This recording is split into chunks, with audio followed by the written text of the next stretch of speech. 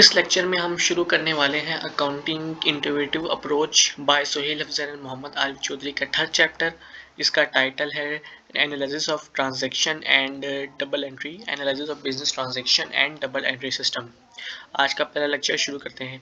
आज के टॉपिक में तीन टॉपिक्स हैं हमारे पास, बेसिक एलिमेंट्स ऑफ अकाउंटिंग, फिर उसके बाद एनालिसिस ऑफ बिजनेस ट्रांजैक्शन के करने से पहले कुछ पॉइंट्स हैं जो याद रखने ज़रूरी हैं, और उसके बाद एनालिसिस ऑफ बिजनेस ट्रांजैक्शन। हमने सेकंड चैप्टर में पढ़ा था कि there are three basic elements of accounting, but practically there are 5 basic elements of accounting. Second chapter में हमें अकाउंटिंग इक्वेशन में assets is equal to liabilities plus owner's capital, owner's equity में हमें सिर्फ तीन बेसिक एलिमेंट्स की ज़रूरत थी, एसेट्स, लायबिलिटीज़ और कैपिटल। और एक्सपेंसेस और रेवेन्यू की इसलिए हमें वहाँ पर ज़रूरत नहीं पड़ी क्योंकि एक्सपेंसेस और रेवेन्यू के ऑपरेशंस हम एसेट्स और ओनर्स इक्विटी के अंदर से कर देते थे। फॉर एग्जांपल, अगर हमें कोई एक्सपेंस करना होता था, जैसे कोई सैलरी हमें देनी है, तो हम एसेट से माइनस कर देते थे और हम रेवेन्यू से कैपिटल से हम माइनस कर देते थे। इसी तरह अगर हमें कोई प्रॉफिट होता था तो एक तरफ एसेट्स में पैसे जाते थे और दूसरी तरफ ऑलरेडी कैपिटल में पैसे जाते थे, इसलिए हमें वहाँ पर अगले और दो बेसिक एलिमेंट्स ऑफ अकाउंटिंग की ज़रूरत नहीं पड़ी। लेकिन क्योंकि अब हम एडवांस अकाउंटिंग में जा रहे हैं और हम बिज़नेस की ट्रांजैक्शंस को रिकॉर्ड करने जा रहे हैं और उनके एनालिसिस में जा रहे हैं, तो हमें इन सब चीज़ों का पता होना चाहिए और इन 5 बेसिक एलिमेंट्स को डिटेक्ट करना और उनको ट्रांजैक्शन में उसका एनालिसिस करना हमें ज़रूरी है। सबसे पहले तो जिनको नहीं पता इनकी डेफिनेशंस का मतलब के बारे में, तो उनके बारे में डिस्कस कर लेते हैं कि assets are the economic resources of value owned by the business. Anything that is owned by the business and can be used for the benefit in the future is asset for the business. Liabilities are the debts or obligation of the business. कोई भी business का उधार है तो वो उसका liability कहलाई जाएगी। Capital is the fund supplied by the owner. Owner जो भी फंड इन्वेस्ट करता है तो उसको हम बिजनेस में कैपिटल कहते हैं। Expenses are the cost of producing revenues. जो भी हम रेवेन्यूज प्रोड्यूस करते हैं उसके पीछे कोई ना कोई कॉस्ट होती है। अगर हम पहले कोई एक्सपेंस करते हैं तो उसके बाद ही हमें रेवेन्यू मिलता है। Revenue is the price of goods sold और सर्विसेज प्रोवाइडेड टू कस्टमर। जो भी हमने एक्सपेंस करके गुड्स बनाई हैं या फिर सर्विस दी है लोगों को, तो उसके बदले में हमें जितना भी पैसा मिलता है वो हमारा रेवेन्यू कहलाता है। थिंग टू रिमेंबर, अब जो सेकंड जो हमारा पॉइंट था वो है thing to remember. Important thing to remember while making the analysis of transaction, every business brings about a double change in the financial position of a business concern. The change may take place in one or two elements of accounting. Her business transaction minimum double change ज़रूर लाएगी। कभी भी कोई भी transaction का सिर्फ single change नहीं होगा, हमेशा डबल चेंज होगा। अगर एक तरफ से एसेट बढ़ा है तो दूसरी तरफ से कोई और एलिमेंट भी बढ़ेगा। बट यहाँ पर भी एक बात कहनी है कि the change may take place in one और two element of accounting. Financial position में तो दो चेंज होंगे, लेकिन जो एलिमेंट्स ऑफ अकाउंटिंग है वो एक एलिमेंट में भी दो चेंज हो सकते हैं, दो एलिमेंट में भी दो चेंज हो सकते हैं, तीन एलिमेंट में भी दो चेंज हो सकते हैं या तीन चेंज हो सकते हैं। इसकी एक एग्जांपल देख लेते हैं, one element change. For example हमें एक एलिमेंट लेते हैं एसेट। अब इसमें दो चेंजेस कैसे आएंगे फाइनेंशियल पोजीशन के। For example, mister Asif purchases machinery worth rupees 100,000. It will bring two changes. Machinery increases by rupees 100,000. Cash decreases by rupees 100,000. Mister Asif ने एक मशीनरी परचेज की 1 लाख रुपए की। ये दो चेंजेस लेकर आ रही है फाइनेंशियल पोजीशन में बिजनेस की। सबसे पहले तो मशीनरी 1 लाख से बढ़ रही है बिजनेस में, और जो कि हमारा एलिमेंट आ जाता है एसेट, और दूसरी तरफ कैश हमारा कम हो रहा है 100,000 से, जो भी वो भी हमारा कैश भी हमारा एसेट है। तो हम देख सकते हैं कि एक ही एलिमेंट में दो चेंजेस फाइनेंशियल पोजीशन की आ गई। एक और डेफिनेशन है टू एलिमेंट चेंज। दो एलिमेंट्स में अब कैसे चेंज आएगा, तो इस एग्जांपल देते हैं, he buys machinery on credit basis. अब उसने जो मशीनरी कैश पे बाय की थी उसने एक और मशीनरी बाय की और वो उसने क्रेडिट बेसिस पे, मतलब उधार पे उसने खरीदी। सबसे पहले क्या होगा, it will bring two changes. Machinery increase by rupees 100,000। Machinery तो 1 लाख से बढ़ जाएगी, लेकिन दूसरी तरफ account payable increase by rupees 100,000। यहाँ पर मशीनरी एक एसेट है और अकाउंट पेएबल जो जिससे हमने उधार खरीदा है उसको हम लायबिलिटी कहेंगे। मतलब दो एलिमेंट्स इसमें यूज हुए हैं। और इसमें 2 फाइनेंशियल चेंजेस आए हैं। बस ये बात याद रखनी है कि financial changes, minimum financial changes हमेशा 2 होंगे, 3 भी हो सकते हैं लेकिन मिनिमम फाइनेंशियल चेंजेस हमेशा 2 होंगे। और इसके अलावा और एलिमेंट्स की अगर हम बात करें तो हम एक एलिमेंट के अंदर भी 2 फाइनेंशियल चेंजेस ला सकते हैं, और 2 एलिमेंट में भी ला सकते हैं, 3 एलिमेंट में भी ला सकते हैं। अब शुरू करते हैं analysis of business transaction. Transaction 1. Mr. Rizwan invests 200,000 to commence his business. Mr. Rizwan ने अपने बिजनेस में 2 लाख रुपए इन्वेस्ट किए। Analysis. 2 changes have taken place because of the transaction. Cash is increased in the business, जो कि हमारा asset है, हमारे एक एसेट पे एलिमेंट में इफेक्ट आया है, और दूसरी तरफ हमारी ओनर्स इक्विटी जो कैपिटल है हमारा वो बढ़ा है। हम देख सकते हैं यहाँ पे 2 चीज़ें, 2 एलिमेंट्स पे हमने फाइनेंशियल पोजीशन को चेंज किया है। एक एसेट है जो हमारा बढ़ा है, और दूसरी तरफ ओनर्स इक्विटी है जो हमारी इंक्रीज हुई है, जिसको हम कैपिटल भी कहते हैं एलिमेंट के तौर पर। Transaction 2. He opens current account with ABL and deposits rupees 60,000. Analysis. 2 changes have taken place because of this transaction. He opens current account, उसने एक करंट अकाउंट खोला है और उसमें 60,000 रुपये जमा किए हैं। इसमें ये नहीं बोल रहा कि उसने इन्वेस्ट किए हैं, अगर इन्वेस्ट किए होते तो ये कहा जाता कि कहीं बिजनेस के बाहर से पैसा आया है, नहीं, बल्कि जो बिजनेस में उसने पहले से पैसा इन्वेस्ट किया हुआ था, जो कैश की सूरत में मौजूद था, उसी ने उसको इन्वेस्ट करके बैंक में 60,000 रुपये डिपॉजिट कर दिए हैं। अब इसमें कैसे चेंजेस आए हैं? Decrease in cash balance bye ₹60,000। Cash क्या है? हमारा एसेट है, और एसेट में क्या हुआ है? डिक्रीज हुआ है। तो ये हमारा एक एलिमेंट हो गया। अब दूसरा जो चेंज आया है वो है इंक्रीज इन बैंक बैलेंस बाय ₹60,000। एक एसेट, वो जो बैंक है वो भी हमारा एक एसेट है, और उसमें हमारा इंक्रीज आया है। तो एक ही एलिमेंट में हमारे 2 फाइनेंशियल चेंजेस आ चुके हैं। Transaction 3. He borrows 100,000 from Mr. Salim at 12% interest per annum. उसने मिस्टर सलीम से 1 लाख रुपए उधार पे लिए 12% इंटरेस्ट पर एनम में। 2 changes have taken place because of this transaction. Increase in cash balance by ₹100,000. उसने उधार लिया है तो बिजनेस में पैसे आ गए 1 लाख रुपए। पैसे क्या है? हमारा एसेट है, और एसेट क्या हुआ है? हमारा इंक्रीज हो चुका है। इंक्रीज, और सेकंड है इंक्रीज इन क्रेडिटर बाय ₹100,000। हमारे क्रेडिटर में इंक्रीज हुआ है, मतलब हमारे लायबिलिटी में इंक्रीज हुआ है। हमने उधार पर लिया है तो हमारे लायबिलिटी में 100,000 का इंक्रीज आ गया है। Transaction 4. He purchases furniture worth ₹40,000 for cash. 40,000 की फर्नीचर उसने कैश पर खरीदी। 2 changes have taken place because of this transaction. Increase in furniture by ₹40,000, जो कि है हमारा एसेट, हमारे फर्नीचर जो कि हमारा एसेट है उसमें इंक्रीज आया है 40,000 का। Second, decrease in cash by ₹40,000, जो कि हमारा एसेट भी है और इसमें डिक्रीज आया है। एक ही एलिमेंट में 2 फाइनेंशियल चेंजेस आ चुकी हैं। Transaction 5. He purchased goods from Mr. Afzal for ₹50,000 and paid ₹30,000 in cash. उसने मिस्टर अफजल से 50,000 की गुड्स परचेज की और 30,000 रुपये कैश में दिए। तो इसमें 3 चेंजेस आएंगे। ये एक नई ट्रांजेक्शन हमारे पास आई है, इसमें 3 चेंजेस आ रहे हैं। Increase in purchases by ₹50,000। अब परचेजेस हमारा एक्सपेंस कैसे है? हमने पहले भी बात की थी, जो भी रेवेन्यू करने के लिए हमारे एक्सपेंस होते हैं उसको हम परचेजेस कहते हैं, उसको हम परचेजेस को हम एक्सपेंसेस कहते हैं। ये हमेशा अपने याद रखनी है। आपके गुड्स जो परचेज होंगे वो आपके एलिमेंट एक्सपेंस में आएंगे, उसका जो एलिमेंट आप लिखेंगे वो लिखेंगे एक्सपेंस। तो आप अगर कोई भी चीज़ गुड्स से रिलेटेड है या परचेजेस से रिलेटेड है तो वो हमारे एक्सपेंस में आ जाएगा। हम देख सकते हैं कि इंक्रीज इन परचेजेस बाय ₹50,000, ये हमारा एलिमेंट एक्सपेंस है।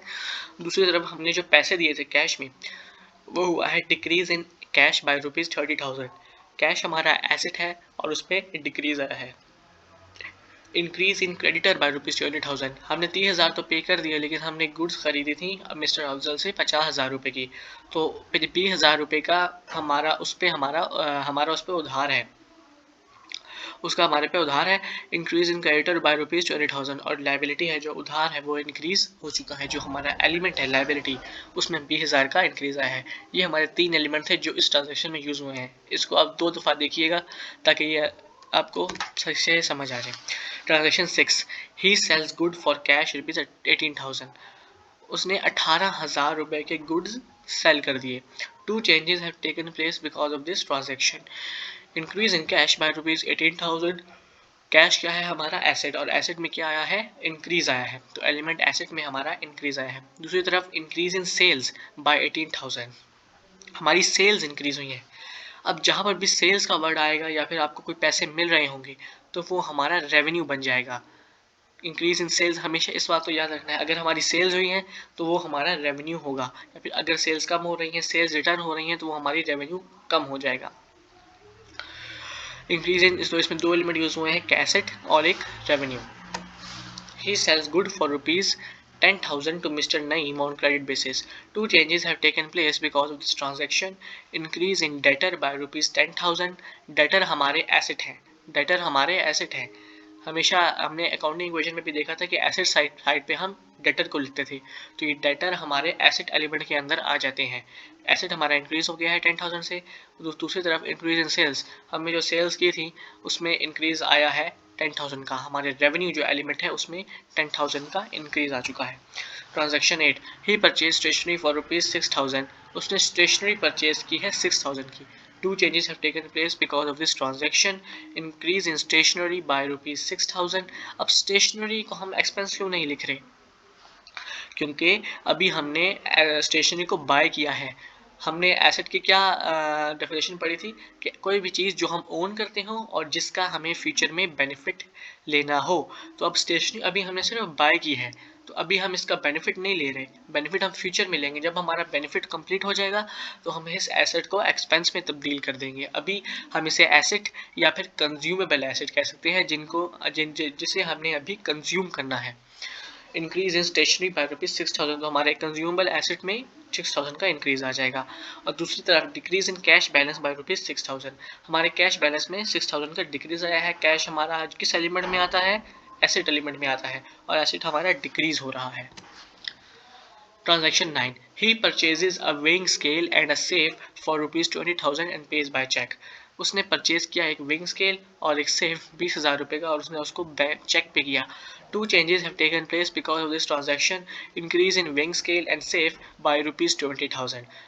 वेइंग स्केल और सेफ में 20,000 का बिजनेस में इंक्रीज आया है, जो कि एसेट एलिमेंट में आएगा हमारे। Decrease in bank balance by rupees 20,000, हमारे एसेट में डिक्रीज आ रहा है। बैंक को हमेशा किस एलिमेंट में रखते हैं हम लोग, बिल्कुल एसेट एलिमेंट में रखते हैं। एक ही एलिमेंट में हमारे दो फाइनेंशियल चेंजेस आ रहे हैं, एक इंक्रीज हो रहा है, दूसरा हमारा एसेट डिक्रीज हो रहा है। Transaction 10, he pays rupees 12,000 to mister Afzal on account, हमने जिसको पैसे देने थे 12,000 रुपये, जिससे हमने गुड्स वगैरह ली हुई थी, हमने उसको 12,000 रुपये वापस किए। इसमें भी दो चेंजेस आई हैं। Decrease in cash by rupees 12,000, हमारे बिजनेस से पैसे निकले हैं, हमारे एसेट कम हुआ है, कैश कम हुआ है। कैश किस एलिमेंट में आता है, एसेट में, एसेट हमारा डिक्रीज हो गया है। हमारा सेकंड जो है चेंज आया है वो है डिक्रीज इन क्रेडिटर में बाय रुपीज 12,000। मिस्टर अफजल हमारे क्रेडिटर थे, जब हमने खरीदे थी गुड्स मिस्टर अफजल से, तो उस वक्त हमारी लायबिलिटी इंक्रीज हुई थी। अब हमने क्योंकि हमने पैसे उनको वापस कर दिए हैं, तो हमारी जो लायबिलिटी है वो डिक्रीज होगी, 12,000 का डिक्रीज आ जाएगा। ये दो एलिमेंट में हमारी दो फाइनेंशियल चेंजेस आई हैं। ट्रांजेक्शन 11, ही returns defective goods worth rupees 2,000, हमने बिजनेस ने किसी से परचेज की थी डिफेक्टिव गुड्स, हमने लायबिलिटी में मतलब उधार में किसी से हमने परचेज की थी, लेकिन वो निकल गई डिफेक्टिव, तो अब हमने उसको वापस करना है। अब हमने क्या करना है, दो चेंजेस आएंगी। सबसे पहले डिक्रीज इन गुड्स होगा, या फिर हमने एक और टॉपिक पढ़ा था परचेज रिटर्न, हमने जो परचेज की हुई होती है हमने उसको रिटर्न करना है। तो मैंने आपसे पहले भी क्या बात की थी कि जब भी परचेजेस का लफ्ज आएगा कि हमने कोई परचेज किया होगा, तो हम उसको एक्सपेंसेस से के एलिमेंट में डालेंगे, कि हमारा जो एक्सपेंसेस में होगा वो होगा एलिमेंट एक्सपेंस का। डिक्रीज इन गुड्स या फिर इंक्रीज इन परचेज रिटर्न, अगर हमने कोई भी गुड्स वापस की तो हमारा एक्सपेंस के एलिमेंट के अंदर वो आएगा। नेक्स्ट जो है वो है डिक्रीज इन क्रेडिटर। अब क्योंकि हमने अब इनको पैसे नहीं देने, पहले हमारी लायबिलिटी इंक्रीज हुई थी 2,000 से, क्योंकि हमने गुड्स उधार पर लिए थे, अब हमने उनको वापस कर दिए तो हमारी लायबिलिटी भी डिक्रीज हो जाएगी। Transaction 12, goods are return by Naeem rupees 1,000 to the business. अब किसी को हमने उधार पे गुड्स सेल की थी, नईम को, अब वो है 1000 रुपये की गुड्स हमें बिजनेस को वापस कर रहा है। 2 चेंजेस आई हैं इसमें। अब हमारे डिक्रीज इन डेटर, क्योंकि हमने उधार पर उनको बेची थी तो वो हमारे डेटर बन गए थे और डेटर हमारा इंक्रीज हो गया था। तो अब हमारा डेटर जो है डिक्रीज हो जाएगा। उसके बाद हमारा इंक्रीज इन गुड्स और इंक्रीज इन सेल रिटर्न और हमारा डिक्रीज इन रेवेन्यू हो जाएगा। क्योंकि जब हम सेल्स करते हैं तो हमारे गुड्स तो कम हो जाते हैं और हमारे सेल्स में इजाफा हो जाता है, जिसको हम एलिमेंट रेवेन्यू से डिनोट करते हैं। लेकिन यहाँ पे क्योंकि हमारे सेल्स वापस हो रही हैं तो हमारा रेवेन्यू भी वापस हो जाएगा और इंक्रीज गुड्स हो जाएगी। Transaction 13. Cash paid to Mr. Afzal rupees 5600 in full satisfaction of his claim of rupees 6000. Analysis करते हैं। 3 changes have taken place because of this transaction. Decrease in cash rupees 5600. हमारे 5000 से 600 से हमारा कैश गया क्योंकि हमने उनको मिस्टर अफजल का क्लेम था 6000 जो हमने उनको देने थे, लेकिन मिस्टर अफजल ने कहा आप हमें 5600 रुपये ही दे दो और 400 रुपये का हमें डिस्काउंट मिल जाएगा। तो हमारा डिक्रीज हुआ सबसे पहले 5600 से। कौन सा एलिमेंट है? एसेट। डिक्रीज इन क्रेडिटर, हमने उसको उधार पे देने थे, उधार लिया था, पैसे देने थे तो वो हमारा क्रेडिटर था तो हमारी लायबिलिटी इंक्रीज हुई थी। अब हमने क्योंकि पैसे दिए हैं तो हमारी लायबिलिटी डिक्रीज हो जाएगी। तो हमने पूरे पैसे तो नहीं दिए, वापस 400 रुपये नहीं दिए और उसने हमें अलाउ कर दिया डिस्काउंट। और डिस्काउंट हमारा क्या होता है? वो होता है रेवेन्यू। हमेशा याद रखना है, डिस्काउंट रिसीव्ड हमेशा रेवेन्यू होगा और डिस्काउंट गिवन हमेशा एक्सपेंस होगा। Cash received from Mr. Naeem, debtor, for rupees 8800 in full satisfaction of his debts of rupees 9000. 9000 के हमारे जो है डेट्स किसी ने हमें देने थे तो हाँ, लेकिन हमने उनको अलाउ किया 8800 और उन्होंने हमें 8800 दिए। सबसे पहले तो हमारा इंक्रीज होगा कैश, डिक्रीज नहीं है, इंक्रीज है। 8800 हमारा हो गया और उसके बाद डिक्रीज इन डेटर हो गया। डेटर हमारा भी एसेट था, हमारा डिक्रीज इन डेटर कितने से हो गया? 9000 से। 200 रुपये हमें कब मिले हैं? इसका मतलब कि हमने डिस्काउंट गिवन किया है, अलाउ किया है। जब भी हम डिस्काउंट अलाउ करते हैं तो वो हमारा एक्सपेंस हो जाता है या लॉस हो जाता है। अगर हमारा लॉस पे हो गया तो उसको भी हम एलिमेंट एक्सपेंस में ही ट्रीट करेंगे। Transaction 15. Cash withdrawn from the bank for business use for rupees 10,000. हमने बिजनेस में से पैसे डाले हैं बैंक से। बैंक में जो हमने पैसे डिपॉजिट किए हुए थे उसमें से हमने 10,000 रुपये निकाले हैं। सबसे पहले बिजनेस के कैश बैलेंस में इंक्रीज आएगा जो कि एसेट एलिमेंट में आता है। उसके बाद हमारा सेकंड चेंज बिजनेस के बैंक बैलेंस में आएगा जो हमारा एसेट जो भी हमारा एक एसेट है एलिमेंट, और इसमें हमें डिक्रीज होगा। तो एक तरफ एसेट इंक्रीज हो रहा है, दूसरी तरफ एसेट डिक्रीज हो रहा है, एक ही एलिमेंट में चेंज आ रहा है। Transaction 16. Interest paid on money borrowed from mister Salim rupees 6000. हमने जो पैसे उनसे उधार लिए थे मिस्टर सलीम से, उस पर हमने 1000 का इंटरेस्ट देना है। अब इंटरेस्ट क्या है? हमारा इंटरेस्ट हमारा है इंक्रीज इन इंटरेस्ट एक्सपेंस। हमारा इंटरेस्ट एक एक्सपेंस है और उसमें क्या आ रहा है? इंक्रीज आ रहा है। और एक्सपेंस हम कहाँ से दे रहे हैं? अकाउंटिंग इक्वेशन से हम बात जोड़ते हैं। हम एसेट्स हमेशा हम एक्सपेंस कहाँ से देते हैं हम एसेट से। तो हम कैश बैलेंस जो कि हमारा एक एसेट है उसमें से हम माइनस कर रहे हैं, डिक्रीज कर रहे हैं। इस दो एलिमेंट में हमारे दो फाइनेंशियल चेंजेस आ चुके हैं। Transaction 17. Cash paid to Mr. Salim rupees 40,000 repayment of borrowed money. हमने जो उधार लिए थे उस मिस्टर सलीम से उसको हमने 40,000 रुपये वापस कर दिए। सबसे पहले तो हमारे डिक्रीज इन कैश बैलेंस हो जाएगा, हमने 40,000 रुपये उनको दिए हैं, एसेट एलिमेंट में आएगा और वो भी डिक्रीज हो जाएगा। सेकंड हमारा डिक्रीज इन क्रेडिटर, हमने उधार लिया हुआ था, हमारी लायबिलिटी बढ़ी हुई थी, हमने जब पैसे वापस कर दिए तो हमारी लायबिलिटी डिक्रीज हो चुकी है। Transaction 18. Cash withdrawn by the owner rupees 6,000 and goods taken by him rupees 2,000 for his personal use. 6,000 के जो है हमने कैश विदड्रॉ किए हैं और हमने गुड्स लिए हैं 2,000 की फॉर हिज पर्सनल यूज़। सबसे पहले तो क्योंकि ओनर 8,000 रुपये की चीज़ें अपने पर्सनल यूज़ के लिए लेके जा रहा है, तो इसका मतलब जब भी ओनर का नाम आएगा ना कि ओनर ने कुछ अपने लिए लेके जा रहा है, यहाँ पे ओनर अपने लिए इन्वेस्ट कर रहा है बिजनेस में, तो हमेशा हमने कैपिटल याद रखना है कि वो हमेशा कैपिटल एलिमेंट होगा। सबसे पहले तो हमारा डिक्रीज इन कैश बैलेंस होगा 6,000 पर, जो कि हमारा एक एसेट एलिमेंट है। फिर हमारा डिक्रीज इन गुड्स होगा, तो अभी भी देखिए हमारा गुड्स है तो हमने गुड्स परचेज किए थे, तो हमेशा ये वाला है जब भी हम गुड्स की बात करते हैं तो हम परचेजेस की बात करते हैं, और परचेजेस हमारा किस एलिमेंट में आता है? वो आता है एक्सपेंस में। नेक्स्ट है हमारा decrease in owners equity by rupees 8,000। फिर मैंने बोला था कि ओनर्स की इक्विटी मतलब ओनर्स अगर पैसे इन्वेस्ट करेगा या फिर ओनर्स अपने पैसे बाहर निकालेगा प्राइवेट यूज़ के लिए बिजनेस में से, तो हमेशा हम कैपिटल के एलिमेंट को उससे डिनोट करेंगे। इसमें देख सकते हैं कि हमारे 3 चेंजेस आए हैं फाइनेंशियल पोजीशन के और 3 एलिमेंट में आए हैं। तो मैं फिर एक्सप्लेन कर रहा हूँ कि आपके एलिमेंट, एक एलिमेंट में भी आपके 2 चेंजेस या 3 चेंजेस आ सकते हैं, लेकिन आप कभी भी 2 मिनिमम चेंजेस जो फाइनेंशियल पोजीशन में होंगे वो हमेशा 2 ही होंगे। उससे कम में या कोई भी ट्रांजैक्शन होगी उसकी हमेशा 2 मिनिमम फाइनेंशियल चेंजेस हो सकते हैं और फिर उसके बाद अगर 3 भी हो सकते हैं। Cash given away as charity ₹1000 and good given away as charity. हमने चैरिटी की है, चैरिटी तो की है, लेकिन हम बिजनेस के अकाउंटेंट हैं। बिजनेस हमेशा कोई भी ऐसे ही चीज़ नहीं दे देता हमेशा, और कोई भी अगर ऐसे भी चीज़ हमने चैरिटी में भी दी है तो वो बिजनेस का एक्सपेंस ही होगा, चाहे वो चैरिटी ही क्यों ना हो। 3 चेंजेस हमारी इसमें आई हैं। हमारा सबसे पहले डिक्रीज हुआ है कैश बैलेंस का, उसके बाद वो एसेट है हमारा डिक्रीज इन गुड्स हुए हैं, जो हमारी परचेजेस हैं वो हमारी 200 की गुड्स डिक्रीज हुई हैं, तो वो भी वो हमारा क्या था, एक्सपेंस। हमेशा मैंने बात की है परचेजेस एक्सपेंस में आएगी। नेक्स्ट जो है हमारी इंक्रीज इन चैरिटी एक्सपेंस, हमारा जो चैरिटी उसमें इंक्रीज आया है वो हमारा क्या है, एक्सपेंस है। Goods distributed as free samples for advertisement purposes ₹4000. 2 changes have taken place because of this transaction. Decrease in goods, again purchases by ₹4000 जो हमारे एक्सपेंस एलिमेंट में आएगा। फिर हमारे increase in advertisement expenditure by ₹4000 expense. हमेशा ये बात रखनी है, हमेशा 2 चेंजेस तो मिनिमम आएंगे ही आएंगे, क्योंकि पैसों को आपस में इक्वल करना है। डिक्रीज इन गुड्स बाय ₹4000 और दूसरी तरफ हमारे एडवर्टाइजमेंट एक्सपेंस में इंक्रीज आया है, वो आया है 4000 का। Transaction 21, goods lost by theft worth ₹3000। 3000 की गुड्स जो है वो चोरी हो चुकी हैं। चोरी तो हो गई हैं लेकिन फिर भी वो हमारा एक एक्सपेंस ही होगा, हम उसको नहीं कर सकते। हम अकाउंटेंट हैं बिजनेस के, अगर हमारी कोई भी चीज़ बिजनेस से जाएगी तो हम वो हमारा एक्सपेंस ही होगा। Decrease in goods again purchases by ₹3000 जो है हमारा एक्सपेंस एलिमेंट में आएगा।